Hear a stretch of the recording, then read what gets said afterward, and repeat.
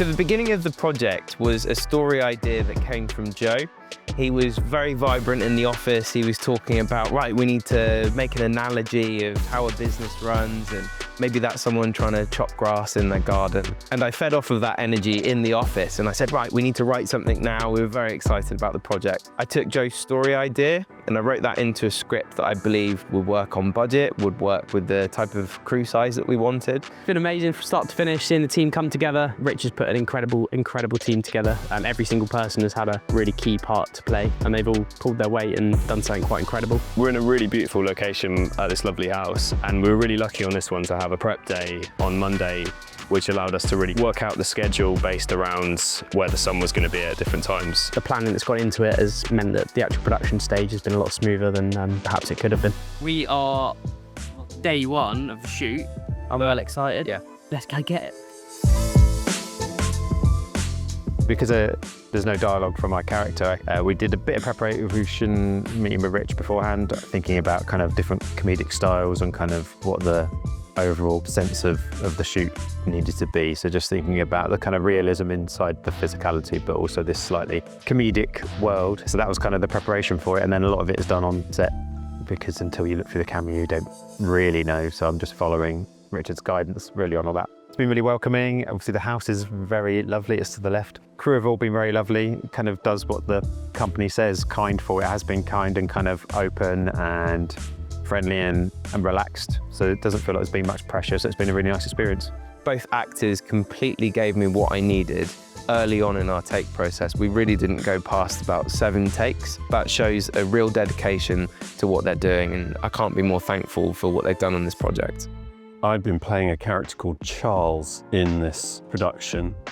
He's a kind of mysterious, slightly annoying but very well-meaning kind of magician establishment gentleman who's helping Billy, who's scratching his head and struggling with his business. And I'm here to assist him. Break a few omelettes on the way, cause a bit of chaos, but we end up with a really, really great outcome for him. When we got here on day 2, we saw Charles in his costume and makeup, and he was on the lawnmower. He literally like rode into set on the lawnmower.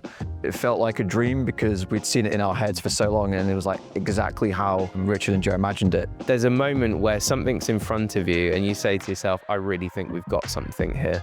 The one bespoke piece we needed to get with the smoking jacket, and that was quite an important part of the look and feel of his character. Found some retailers, one in particular in London. They're kind of known for their smoking jackets, so we thought, yeah, we'll get the cream of the crop. Shout out to Upway House, which is in Weymouth. It's beautiful. It's absolutely stunning.